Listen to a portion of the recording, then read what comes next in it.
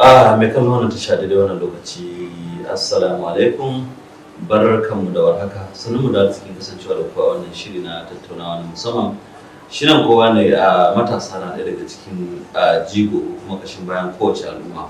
Duk al'ummar da aka ce matasan su sun gurbace ko kuma an ba su wani lalataccen ilimi a iya cewa wannan al'umma kusan an zana idan ta domin bayan ta ba shi da kyau. Akan haka ne za mu tattauna da wato ɗaya daga cikin jigajigan 'yan siyasa a jihar Yobe ko in ce a Najeriya baki daya akan batun da ya shafi ci gaba da kuma irin alfanu da matasa ya kamata su mai da hankali a kai a fagen da ya shafi dimokuraɗiyyar mu a yau, domin matashi ya sani cewa shine jigo ko kashin bayan al'umma. Kuma ba wani bane, muna tare da ɗaya daga cikin kwamishinoni a wannan jihar ta Yobe wanda nan ba da jimawa ba zai gabatar wa mai kallo da sauraro kan shi. An kare da barka da shigowa a wannan zaure a wannan lokaci. Bismillahirrahmanirrahim. Alhamdulillah. An kare na san masu kallo da sauraro za su ji waye ne ba kuma a wannan zaure a wannan rana. To alhamdulillah, suna Yusuf Umar. Ni ne Commissioner na Religious Affairs and Ethical Orientation in Yobe State, kuma tsohon Controller na Custom, kuma ni ne kai gama matarsa. An karɗe ga ka basarake kuma masanin tsaro musamman ma batun da ya shafi shige da fice a wannan ƙasa ta mu, kana kuma a fagen siyasa ma ana damawa da kai ba barka ba. Sannan a iya cewa ka ga jiya ka ga kuma muna fatan gobe ma mu gani tare da kai. Matasa dai shi ne kuwa su ne kashin bayan al'umma, matsayinka na ɗaya daga cikin jigajigai a fagen dimokuraɗiyya, wanda kusan aka ce yau an shiga fagen zaɓe za a ga kama daga yaƙin neman zaɓe, kada kuri'a, kusan matasan nan su ne a kan gaba, amma sau tawar wani lokaci za a ga matasan kama ana barin su a baya wajen ma shiga a dama da su a fagen siyasa. Mu ɗauka daga nan a jihar Yobe, mu fara da irin ci gaba da kuma rawar da gwamnatin ku ta mai malamu ne ta taka a wajen jawo matasa a jika dama da su a cikin fagen siyasa. To alhamdulillah, muna alfahari da wannan gona namu jan gunzo mai malabu ne tunda aka jihar Yobe ba gonan da ya jawo matasa jikinsa, ya ba su ayyuka kuma ya ba su kuɗaɗe suka si sana'a, ya kyautata harkar noma. Wato matasa ne ba abin da su cewa wannan gwamnati ta mai malabu ne sai dai su ce alhamdulillah, don ta ko'ina ta karbi kai. Wato na fahimci ka an dama da su a cikin siyasa. Yanzu mu ɗauka cewa idan aka ce a cikin mukamai na gwamnati da za a ce wannan an bawa matasa, a ce ka ɗan ƙirga ɗaya biyu uku wani irin kuɗi da za a iya cewa matasa suna mura a wannan gwamnati. Ai ba za su kirku ba, don ba taɓa samun tukuna gwamnan da ya ba liaison officers SA bila adadin kamar lokacin sa. Kaga yayin ba da su kana zama a gida duk ko ne wata za ka ga alat, kaga za ka ci da gidanka, za ka ci da iyayenka, ko za ka shiga maka yi wasu mu'amala da mutane, kai kasuwanci. Kuma ya taimaka matasa da ya ba su kudade suka yi suna kasuwanci. Masu waya, masu harkan waya ya sa an musu waje kuma ya ba su jari, komai ne lafiya da isbas matasa a kusa. Kowa ya kaje ka tambaya. A matsayinka na masani a fagen tsaro, wanda kusan wani kalubale da yanzu ke damu a jihohi da dama, in ban da jihar Yobe akwai jihohi da dama da za ga a ce yan kalare, a sara suka, a economics da sunan yin suna kansu da yana nan iri-iri, wanda za a ga cewa kusan da yawa daga cikin matasa kamar yadda tsohon shugaban kasa Muhammadu Buhari ce sun zama ci malamai, a sai da biyan siyasa, a sai kayi yaran kan lebo sai wani ko kafa katako da sauransu, wanda ana yi kamar yan siyasan da su jawo su a jika aka ba su tallafin ilimi ba. Wani nasiha ko gida kake da shi zuwa ga matasa don kaucewa wancan hali ma, sannan kuma mu dawo fagen ku kuma ta ina ya kamata ka kira yan siyasa irin ka taimaka wa matasan aikata. To alhamdulillah, matasa ya kamata su yi hattara. Na san wasu 'yan siyasa suna amfani da su sai musu ƙwayoyi, su ba su kuɗi, su sai kayan maye da kuma su zama 'yan daba, a ji a kasar wannan a kashe wancan. Ko da ke mu nan jihar Yobe gaskiya abin bai da sauki, in in aka hada da wasu jihohi ne wanda suke kusa da mu nan gaskiya da sauki. To amma duk da haka ya kamata dai in jawo hankalin matasa su san abin da suke yi. Ran nan guda ɗaya ne, kuma duk wanda ya ɗauki ran mutum ranar gobe fa duk ya kwashe wannan musa, za mu su isabi duk abin da ya yi a duniya to ya koma kanka. To na me shekara na mutum zai a duniya? Sannan na biyu san cewa fa rayuwa guda ɗaya ce. In ka samu kuɗi ka je kai sana'a. Sana'a ita ce ginshiƙin rayuwa, kuma kar a daina sana'a. Kuma in ƙancin sana'a ka je za ka samu taro sisi. Wannan ɗin shine zai ba mu, za mu samu walwala a ƙasarmu, a jihar mu Yobe da kuma ƙasarmu gaba ɗaya.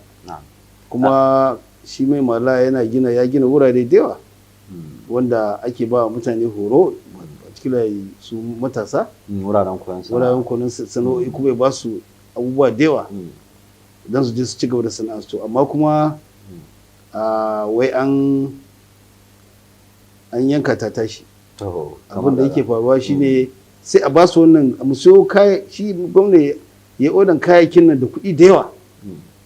Abin takaici sai ga an baka abu ne wanda ya kai kamar miliyan 2 ko miliyan 3, sai ka je kacal ka je ka sashi 500,000 ka je ka yi aure ko ka sai mota. Wannan ba shi ne ba. Honorable Commissioner, wannan batu da kai wasu suna ga cewa kamar ku 'yan siyasa wani lokacin aka zo ba da irin wannan tallafi, akwai in misali da kayan koyon aikin kafinta, akwai kafintoci wanda ya kamata a ce an zakulo su daga cikin kafintoci da suke sana'a wanda dama kafin ma a basu sun shiga wannan sana'a. To sabani haka ana kaman ana irin babba da jaka, a wane kawo mutum 5, wane kawo mutum 10, sai ga an zakulo wani wanda shi dama ba aikin kafinta ne a nan shi ba, da an bashi kayayyakin sai ga bai da bukatan su. Ba ga cewa wani aka bugi jaki a bugi taiki, kuma 'yan siyasan akwai naku abin nan da kuke ba da gudunmawa ta wannan bangaren? To ka sai yanzu lokaci ne na siyasa. Mutanen da suka sha wahala suka shiga suka fita dare da rana, ba dare ba rana, a cikin ruwa cikin rana, sun shiga sun fita sun nemo mutane, an yi kada ƙuri'a kuma mutum ya ci. Fi sabilillahi dole ka waiwaye su. To dai akwai sakayya na. Masha Allah, akwai sakayya. Amma duk da haka mu nan Yobe a gaskiya abun bai kai ga yadda kai kake faɗi ba. Yawanci mutane da ake ba su wannan tallafi yawanci da masu aiki ne. To amma saboda yau halin yau da ake ciki, yaran nan yanzu sun ganka da agogo na 500,000 ko miliyan 1, ka sa kaya na 400 ko 500, ka sa takalmi na 1,000 ko 2,000, su masa su sa. Kuma shi abu komai a hankali ake bi. In an ce malama shi ce mai haƙuri yakan dafa dutse, in ya saurara ma har ya sha romo. To abin da yake so in ja hankalinsu, duk abin da mutum zai zama a duniya a rubuce ki a lauhul mahfuz. Wato gaggawa wani lokaci. Gaggawa na shaɗan ne. Ko ba haka ba? Yawwa, so irin wannan din ya kamata su yi la'akari, su zauna su bi na gaba da su bi iyayensu, su bi malamansu, sannan su hubasa wajen neman na kansu. Wannan shine kiran da zai yi. To ranka da duk da cewa ba mu da isassun lokaci, bari mu dawo ma'aikatanka, karkashin ma'aikatanka akwai shirye-shirye da dama da aka bullo da su, da gwamna ya bullo da su, da yake ma muna magana akan matasa, wanda samar da hukumar hizba na ɗaya daga cikin yunkuri ko kuma wani na da kafan wando ko zage damtse da gwamnati ta yi domin ganin an gyara tarbiyya da kuma mu'amala. Mu fara da irin aikace-aikace ko kuma nasarori da za a iya cewa an cimma ga kashin ma'aikatar ko jagorancinka. To alhamdulillah, mutum tare yake bai cika 10 ba. Ba na so in faɗi alfanun da muka samu a ma'aikatata. To ai godiya Allah ne, ya kai nasara, ina kai ka. Ko da yake Allah ji kan Sardauna, Allah ramshe shi, Allah sa ina janna Firdaus. Yace if you don't blow your trumpet, nobody will blow it for you. To alhamdulillah, a kai dadi aka fara faɗaɗa wannan ma'aikata.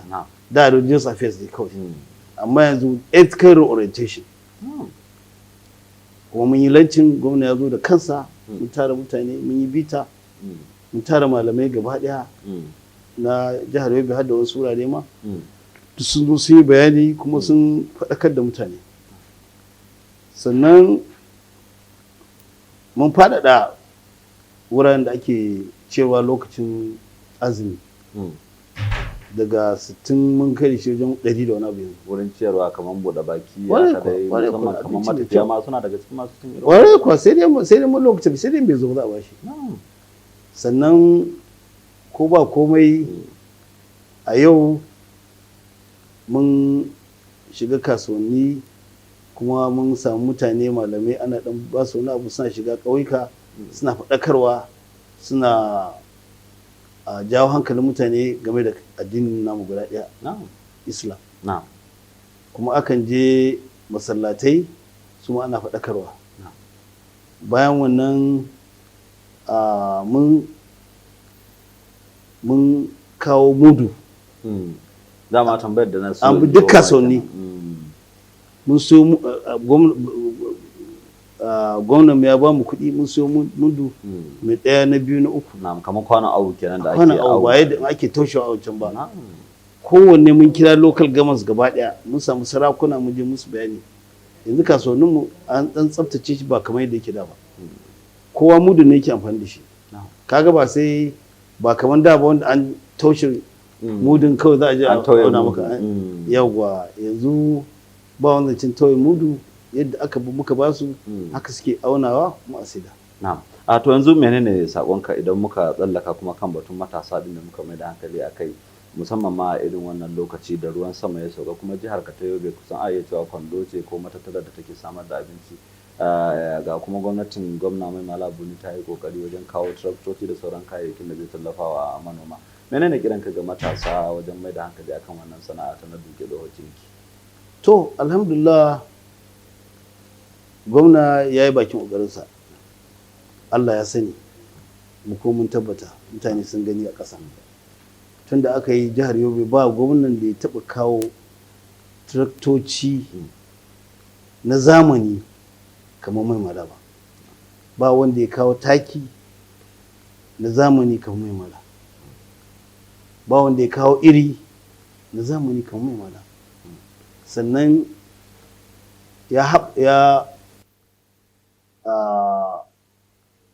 ya sa noman riɗi ya zama wani abu daban. Tunda ya buɗe wajen gyara riɗi a Guru, Gashuwa, Potiskum, wurare dai ga su nan. Wanda za a sarrafa shi kamar kwarai kuwa, a tace shi da dangas kwarai kuwa. Kuma sanin ku ne shiyan arewa maso gabas yanzu ya gayyato Arab Bank daga United Arab Emirates sun zo za su buɗe kamfanoni, za a yi ga cargo airport da Allah ya sa ya kammala. Filin saukar tashi na jirgin. Masha Allah za a rika fita da shanunmu don namu yana da kyau. Kaga wannan duk ai alfano ne a jihar Yobe da kuma Najeriya gaba ɗaya. Na'am, to ganin ana ɗaga min hannu cewa lokaci ya fara hararar mu, ban sani ba menene sakonka ko wani abu da ba mu tambaye ka ba da kake so ka isar wa al'ummar jihar Yobe da ma kasa baki da kuma yankin ka da ka fito daga ciki, ma'ana mazaɓarka ta Zambi. To alhamdulillah ina kira da babban murya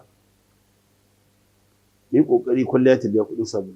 Na'am, kamar ya. Masha Allah, yadda wannan jangwarzo namu mai malabuni CON ya fidda kuɗi ya jawo mutane da ƙasar waje za a zo a haɓaka harkar noma don Allah don annabi wa'annan abubuwa da ya siyo a yi amfani da su, kar a saida su. Duk ƙasar da ba za ta ci da kanta ba to ba ƙasa ba ce, an samu ci ba. Yanzu ka duba abin da ya faru lokacin corona.